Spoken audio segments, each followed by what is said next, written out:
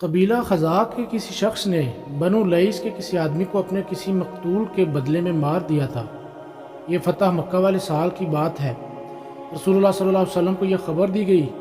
آپ نے اپنی اونٹنی پر سوار ہو کر خطبہ پڑھا اور فرمایا کہ اللہ نے مکہ سے قتل یا ہاتھی کو روک لیا۔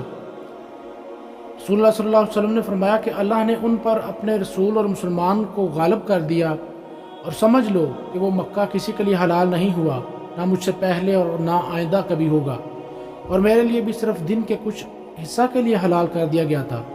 تو سن لو کہ وہ اس وقت حرام ہے، نہ اس کا کوئی کانٹا توڑا جائے، نہ اس کے درخت کاٹے جائیں، اور اس میں گری پڑی چیزیں بھی وہی اٹھائے گا جس کا منشا یہ ہو کہ وہ اس شے کا تعارف کروا دے گا۔ تو اگر کوئی شخص مارا جائے تو اس کے عزیزوں کو اختیار ہے دو باتوں کا، یا دیت لیں یا بدلہ۔ اتنے میں ایک یمنی آدمی آیا اور کہنے لگا، میرے لیے لکھوا دیجئے۔ تب آپ صلی اللہ علیہ وسلم نے فرمایا کہ ابو فلاں کے لیے مسائل لکھ دو۔ تو ایک قریشی شخص نے کہا کہ یا رسول اللہ، مگر اذخر یعنی اذخر کاٹنے کی اجازت دے دیجئے کہ ہم یہ اپنی قبروں میں ڈالتے ہیں۔ تو آپ صلی اللہ علیہ وسلم نے فرمایا، مگر صرف یہی، اور کچھ نہیں کاٹ سکتے۔